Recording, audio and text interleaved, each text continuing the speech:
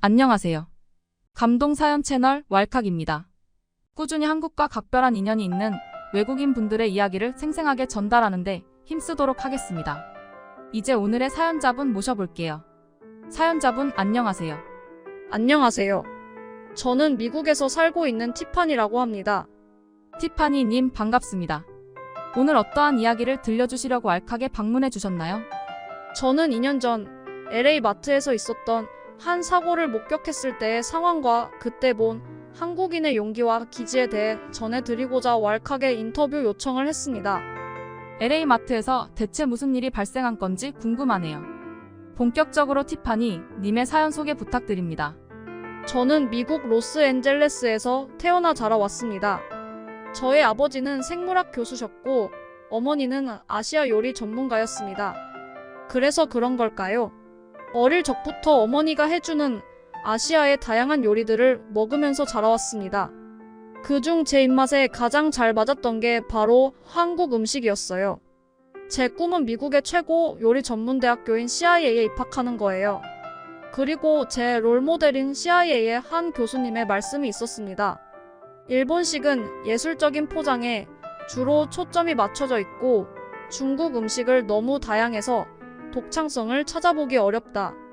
그러나 한식은 단순하면서도 그것만의 유익한 독창성을 지닌다. 존경하는 교수님의 이런 말씀은 제게 한식에 대한 욕심과 사랑을 더 일깨웠죠.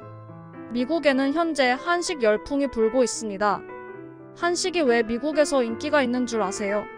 예전과 달리 미국에는 비만이라는 사회적 문제가 점점 대두되고 있어요. 때문에 전반적으로 칼로리가 적고 자연 친화적인 한국 음식을 더 많이 찾게 되는 거죠.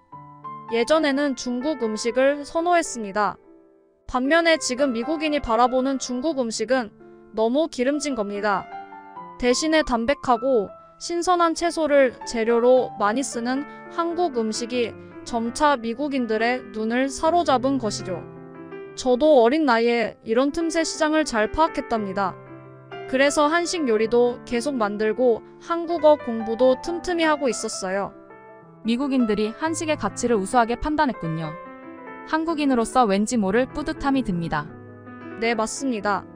그런데 한 사건이 발생하게 됩니다. 여느 때와 다름없는 주말 아침이었습니다. 저는 한식 요리를 하기 위해 한식 전용 마트를 갔었죠. 근데 제가 원하는 재료가 그때 마침 품절이 되어 미국 식재료 마트에 가게 되었어요. 원하는 재료 코너에서 이것저것 가격을 비교해가며 재료를 보고 있었습니다. 그런데 10살쯤 돼 보이는 한 미국 아이가 엄청 시끄럽게 뛰어다니는 거예요. 주변 사람들은 눈살을 찌푸리며 그 아이를 쳐다보았습니다. 아이의 엄마는지 얘가 시끄럽게 뛰던 진열된 식자재에 아무렇게나 만지든 말던 아무 신경도 안 썼어요. 그저 카트를 끌며 자기가 고를 음식을 찾기만 하고 어딘가에 전화를 하더니 누군가와 통화로 싸우면서 시끄럽게 언성을 높이는 겁니다. 주변 사람들은 불쾌했지만 애써 무시하며 자기 볼 일을 보고 있었습니다. 그런데 마트에 한 노숙자가 들어오는 겁니다. 그 노숙자는 약에 취해 있는 건지 비틀거리며 마트 곳곳을 배회하고 있었어요. 몸에서 나는 냄새가 얼마나 지독하던지 한 몇 달은 씻지 않은 것 같아 보였죠.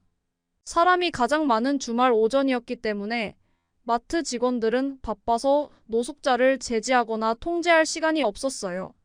직원들과 손님들은 약에 취해 보이는 노숙자를 피해 다니면서 바쁘게 볼 일만 보고 있었죠. 그때였습니다. 마트에서 뛰어놀고 있던 꼬마 아이가 쏜살같이 달리다가 그 노숙자와 부딪힌 겁니다. 아이는 일시에 넘어졌고 아파하며 일어났습니다.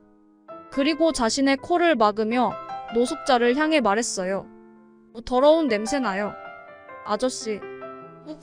그 말을 듣은 노숙자는 갑자기 대노하기 시작했어요. 노숙자는 그 아이의 멱살을 잡고 비틀대며 어딘가로 끌고 갔죠. 그러고는 육류 코너에 있던 대형 육류용 칼을 잡더니 아이에게 칼로 위협을 하는 겁니다. 주변에 있던 모든 사람들은 경악하며 소리 질렀어요. 아이 엄마는 어딘가에서 전화통화를 하다가 시끄러운 소리가 들리자 육류 코너 쪽으로 왔죠. 그 광경을 눈으로 본 엄마는 울면서 제발 아이만은 살려달라면서 애원하기 시작했어요. 노숙자는 알아듣지도 못하는 말을 횡설수설하기 시작했습니다. 진짜 약에 취한 거 아니에요? 네, 맞습니다. 그 모습은 분명히 필라델피아 빈민촌에서 흔히 보이는 약에 취한 사람의 모습이었어요. 비정상적인 자세를 하고 눈동자에 초점이 심하게 흔들렸죠. 멱살을 잡힌 아이는 계속 울고 불고 난리였습니다. 아마 난리를 피우는 아이의 모습은 노숙자를 더 자극했던 것 같아요. 주변 손님과 직원들은 먼발치에 서서 아무것도 하지 못했습니다. 그때였습니다. 어디선가 예쁘게 생긴 동양인 여성이 그 노숙자에게 천천히 다가오는 게 아니겠어요? 그녀는 유창한 영어로 그 노숙자를 진정시키면서 천천히 다가갔어요. 주변 사람들은 그녀를 말렸죠. 다가가면 무슨 봉변을 당할지 모른다고 그냥 경찰에 신고하고 기다리는 낫다고요. 근데 그녀는 조용 뒤를 돌아보며 말했어요. 경찰이 올 때까지 마냥 기다리고 있을 수 없습니다. 저 남자는 약에 취해 감정적인 상태라서 아이에게 무슨 해를 가할지 몰라요. 그렇게 말하고 천천히 노숙자에게 다가가고 있는데 그 아이 엄마가 또 문제를 일으켰습니다.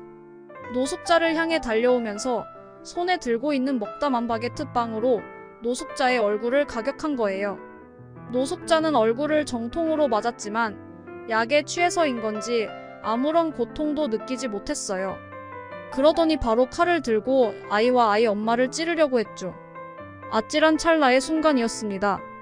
동양인 여성은 발로 노숙자가 들고 있던 칼을 차버리더니 단번에 그의 손을 뒤로 꺾어서 제압했습니다. 바게트의 얼굴을 맞고도 아무렇지 않아 하던 그 노숙자는 엄청난 고통을 느끼며 통곡했어요. 바닥에 누워 제압당한 노숙자는 옴짝달싹 못하고 있다가 곧 도착한 경찰에게 붙잡혀가게 되었죠. 경찰과 그 동양인 여성이 나누는 이야기를 잠깐 들었고 그녀가 어떤 사람인지 알게 되었어요.